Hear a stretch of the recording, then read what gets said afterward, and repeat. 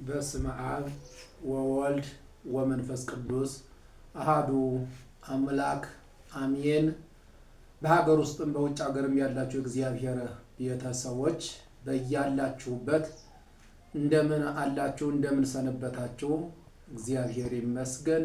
ለዚህ ዕለት ለዚህ ሰዓት ፈጣሪያችን ያደረሰን ዛሬም ዘወትርም በፍጥረታት አንደበት የተመሰገነ ይሁን። አስተራየ እግዚአብሔር ለአብርሃም እግዚአብሔር ለአብርሃም ተገለጠለት። ሐምሌ 7 ቀን 2018 ፈጣሪያችን እግዚአብሔር እንደወደደ እንደፈቀደ ባለችን የተወሰነች ደቂቃ የምንመማርበት የእግዚአብሔር ቃል ነው። ኦሪት ዘፍጥረት ወይም ኦሪት ዘልደት ምዕራፍ 18 ከቁጥር 1 ጀምረን የምናገኘው ዘላለማዊ ቃል ነው። እግዚአብሔር ለአብርሃም ተገለጠለት። አብርሃም የዋህ ስለሆነ ቅን ስለሆነ የተራቡ የተጠሙ ሰዎችን እያበላ እያጠጣ እንግዳ እየተቀበለ የታረዙትን እያለበሰ የዓለም ኃላፊ ጠፊ እንደሆነ የተረዳ በዚህ ዓለም ተድላን ደስታን ያልፈለገ ወዲያኛውን ዓለም የፈለገ ለዚህ ዓለም አቅምን እንደሌለው ጉልበትም እንደሌለው ያወቀ እግዚአብሔር ከኦር ሀገር የጠራው ወደ ካራን የመጣ እግዚአብሔርን የፈለገ አምልኮተ እግዚአብሔርን የጠበቀ የአሕዛብ አባት ተብሎ በእግዚአብሔር የተመሰከረለት ሕዝብም አሕዛብም ከሱ የተገኙ ሃይማኖትን ያንጸባረቀ በእግዚአብሔር ያመነ እምነቱም ጽድቅ ሆኖ የተቆጠረለት የዋሁ ቅኑ አብርሃም እንግዳ እየተቀበለ ባለበት ሰዓት ዲያብሎስ ለፈተና አያርፍምና አባቱ አዳምን እናቱ ሔዋንን ያሳተ በመብል ምክንያት ሊያስተው አብርሃምን ፈልጎ ነበር። ነገር ግን አልተሳካለትም። አብርሃም ከተመሳቀለ መንገድ ላይ ድንኳን ተክሎ በአራቱ ማዕዘን የመጡት ሁሉ ከአብርሃም ቤት እያረፉ እየበሉ እየጠጡ ያላቸውን ከአብርሃም እየተቀበሉ እግዚአብሔርም እየባረካቸው እየቀደሳቸው የሰው ልጆች እየተስተናገዱ ይሄዱ ነበር። አብርሃም የበረከት የረድኤት አባት ስለሆነ ያለውን ያቀርባል፣ እግዚአብሔር ይባርክለታል። በመቀኝነት አርፎ እንግዳ አስቀረበት። 3 ቀን ያለ ምስክርነት የእግዚአብሔር ማዕድ አልቆርስም ብሎ 3 ቀን ከቆየ በኋላ ረሃብ አልበገረውም፣ ጽምም አልበገረውም፣ ወደ ኋላም አላለም። የሥላሴን መምጣት ይጠባበቅ ነበረ።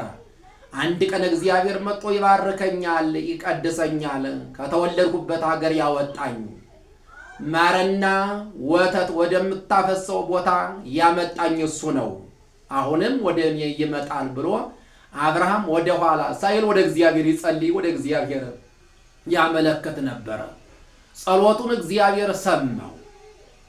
ወደ አብርሃም ቤት መምጣት አለብኝ ብሎ እግዚአብሔር አሰባሰበውም አልቀረ። አብርሃምን ለመባረክ ወደ ኋላ የማይል እግዚአብሔር ወደ አብርሃም ቤት መጣ። ከዛፉ ስር እግዚአብሔርን አገኘው። በቀትር ሰዓት ቁጭ ብሎ አገኘው። አብርሃም ዓይኖቹን ቀና ሲያይ በ3 ሰው አምሳል ሥላሴን ተመለከተ። ሰገደ፣ በግንባሩ ወድቆ ሰገደ። ጌታዬ ባሪያህን እንዳታልፍ ወደ ቤቴ ግባ ብሎ ተናገረ። ወደ ቤቴ ገብታችሁ ረፉ፣ ማረፊያ አለ፣ ውሃም የእግራችሁን አቀርብላችኋለሁ ብሎ እግራቸውን ለማጠብ አብርሃም ፍቅሩን ገለጸ። ውሃ የምን ምልክት ስለሆነ? የፍቅር ምልክት ስለሆነ አብርሃም በፍቅር ሥላሴን ለማስተናገድ ወደ ኋላ አላለም። በሕገ ልቦና ሥላሴ ለአብርሃም ተገልጠዋል። በሐዲስ ኪዳን ለቅዱስ ዮሐንስ መጥምቀ መለኮት ሥላሴ ተገልጠዋል። የጌታችን የመድኃኒታችን ኢየሱስ ክርስቶስ ቅዱስ ወንጌል በዘመነ ሥጋዌ ክርስቶስ ያስተማረው ትምህርት እንዳለ ሆኖ ፈጣሪያችን ከመምጣቱ በፊት መጥምቀ መለኮት ከመባሉ በፊት 6 ወር ተቀድሞ ያስተማረ የጌታችን የእግዚአብሔርን አመጣጥ ጥርያውን አስተካክሎ እግዚአብሔር ከኔ በፊት የነበረ ከኔ በኋላ ይመጣል፣ የእግሩን ጫማ እንኳን ለፈታ የማይችል ይመጣል ብሎ ቅዱስ ዮሐንስ እንዳስተማረ ምዕራፍ 3 ቁጥር 13 ላይ የማቴዎስ ወንጌል እንደተመዘገበልን እግዚአብሔር ወልድ በቅዱስ ዮሐንስ እጅ ሲጠመቅ እግዚአብሔር አብ የምወደው ልጄ ይህ ነው ብሎ እግዚአብሔር መንፈስ ቅዱስ በርግበ አምሳል ወርዶ ከክርስቶስ ራስ ላይ እንዳረፈ መጽሐፍ ቅዱስ ይነግረናል ማለት ነው። በሕገ ልቦና ሥላሴ ለአብርሃም በአዲስ ኪዳን ለቅዱስ ዮሐንስ መጥምቀ መለኮት ተገልጠዋል። ሌላ ግን አልተገለጡም። ስለዚህ አብርሃም ሦስትነታቸውን ስላወቀ ስለተረዳ ወደ ድንኳኑ ከገባ በኋላ ለሚስቱ ለሳራ መልካም ነገር ነገራት። እመቤቴ ሳራ ሆይ 3 መስፈሪያ ዶቄት 1 ድፎ አድርገሽ እንድትደፊ የኔ ፈቃድ ነው ብሎ ነገራት። እሷም አቦካቸው። ካቦካቸው በኋላ 1 ድፎ ዳቦ አድርጋ አቀረበች። የሥላሴ አንድነት ሦስትነት ለአብርሃም ስለተገለጠለት እግዚአብሔር ለአብርሃም ተገለጠ። ምን ስለሆነ? ደግ ስለሆነ። የሰው ልጆችም የአብርሃም ደግነትን ካንጸባረቁ ሥላሴ ይገለጣሉ። በሰው አምሳል ተገለጡለት። ሥላሴ ባረኩት፣ ቀደሱት፣ አነጹት፣ ሕይወቱ ሙሉ እንዲሆን አደረጉት። ዘር የተባረከ የተቀደሰ ይሆናል፣ የዛሬ ዓመት ሚስት ሳራ ትወልዳለች የሚል መልካምን ብስራት ከእግዚአብሔር ተሰጠው። ከዚህ በኋላ አብርሃም ወደ መንጋዎቹ ወደ እንስሳቱ መካከል ገባና ያማረ ወይፈንን አርዶ አጎራርዶ አቀረበ። ማርም ወተትም አቀረበላቸው። ሥላሴ በሉ ማለት አይደለም፣ በሰው አምሳል ነው። ሥላሴ በሉ ማለት ቅቤ ከእሳት መካከል ገብቶ ይወጣል ማለት ነው። ስለዚህ ወንጌልን ፈጣሪያችን እግዚአብሔር አስተማረው፣ ወንጌልን ገለጠለት። ኦሪት ከመሰራቷ በፊት ለአብርሃም ወንጌልን እግዚአብሔር አስተማረ። ቅዱስ ጳውሎስም እንደገለጠ የገላትያ ሰዎች ምዕራፍ 3 ቁጥር 8 ላይ ስንመለከት እግዚአብሔር ለአብርሃም አስቀድሞ ወንጌልን አስተማረው ብሎ እንደተናገረ ሥላሴ ሕያዋን እንደሆኑ ለማመልከት ለመግለጥ የታረደውን ወይፈን ባርከው አስነሱት።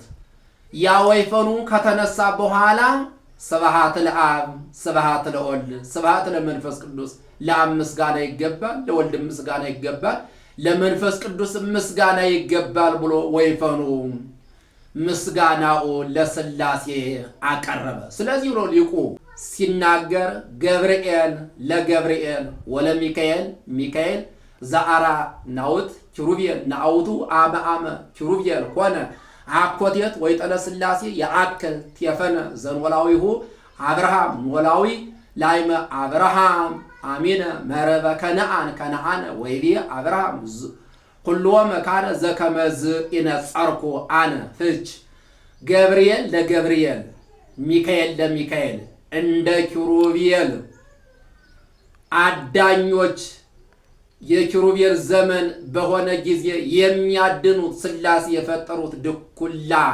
ምስጋና ወይፈንን ያክላል።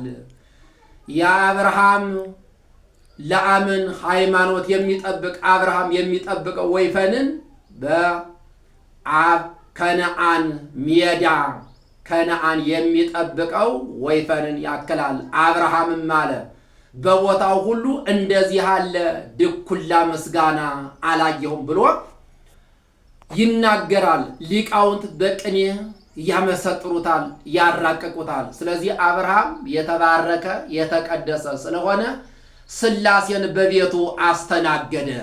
የሰው ልጆችም በበጎ ሥራቸው ሲመሰከርላቸው ሥላሴ በቤታቸው ይገባሉ። በሁላችን ቤት ገብተው ሥላሴ ቤታችን ይባርኩልን። የአብርሃም ድንኳን የመጀመሪያዋ የምን ምሳሌ ናት ሲባል የእመቤታችን ምሳሌ ናት። የአብርሃም ድንኳን ሁለተኛዋ የአብርሃም ድንኳን ምሳሌ ናት ሲባል የወንጌል ምሳሌ ናት። ሶስተኛዋ የቤተ ክርስቲያን ምሳሌ ናት። መጨረሻዋ የአብርሃም ድንኳን የመንግሥተ ሰማያት ምሳሌ ናት። የአብርሃም ድንኳን ሥላሴን ያስተናገደች ናት። የአብርሃም ድንኳን በረከት ያለባት ረድኤት ያለባት ድንኳን ናት። ስለዚህ ሥላሴ የከተሙባት ድንግል ማርያም ሥላሴ የመሰረቷት ቤተ ክርስቲያን ከሦስቱ ቅዱስ አንዱ ቅዱስ በተለየ አካሉ ሥጋን ለብሶ ቤተ ክርስቲያን መስርቷታል። ስለዚህ በሕጉ ጸንቶ መኖር ከኛ ይጠበቃል። ወይራ የተባለው ስለምንድን ነው ሲባል ወይራ ጽኑ ነው። ወይራ ቤተ ክርስቲያንን የከባታል። ጽኑ ወንጌልን ጽኑ አዲስ ኪዳን መሰረትሁላችሁ ሲል ነው። ስለዚህ አብርሃምን የባረኩ አብርሃምን የቀደሱ ሥላሴ ሁላችንም እንዲባረኩን እንዲቀድሱን በሃይማኖት በስነ ምግባር ጸንቶ መኖር ከኛ ይጠበቃል። አይምሯችን ለእግዚአብሔር እናስረክብ። ፈጣሪያችን እግዚአብሔር በእኔና በእናንተ መካከል እንዲገኝ በአብርሃምና በሳራ መካከል ተገኝቶ እግዚአብሔር ትዳራቸው የሰመረ ትዳራቸው የተባረከ የተቀደሰ እንደሆነ እግዚአብሔር መስክሮ ፍሬ በመካከላቸው ታገኛላችሁ፣ የተባረከ የተቀደሰ ዘር ይስሐቅን ትወልዳላችሁ ብሎ እግዚአብሔር አበሰራቸው። የሳራን የአብርሃምን ትዳር የባረከ የሁላችንም እግዚአብሔር ትዳራችን እንዲባርክልን እንዲቀድስልን መልካምና በጎ ፈቃዱ ይሁንልን። የታመሙትን እግዚአብሔር ይማረልን። የአብርሃምን በረከት እግዚአብሔር በየቤታችን እግዚአብሔር ያሳደርልን ያውልልን። ክፉን ነገር እግዚአብሔር ያረቅልን። አብርሃም ተባረከ ተቀደሰ፣ በንጽህናው በቅድስናው እግዚአብሔር መሰከረለት። ሃይማኖቱ ጽድቅ ሆኖ ተቆጠረለት። እኔም እናንተም እንመን፣ በእግዚአብሔር እንመን። እግዚአብሔርን ስናምን ኃይል እናገኛለን። ኃይለ መንፈስ ቅዱስ በእኔና በእናንተ ያድራልና የዛሬ ዓመት በሕይወት አቅፎ ደግፎ እንዲያኖረን መድኃኔዓለም በቸርነቱ ይርዳን። ያችን ቀን ባርኮ ቀድሶ ለአብርሃም እንደሰጠው ለእኔም ለእናንተም ቀኑን ቀድሶ ባርኮ እንዲሰጠን መልካምና በጎ ፈቃዱ ይሁንልን። ያስተማረን የመከረን የገሰጸን የቅዱሳን አምላክ ስሙ ለዘላለም የተመሰገነ ይሁን። ወስብሐት ለእግዚአብሔር ወለወላዲቱ ድንግል ወለመስቀሉ ክቡር። ይቆየን።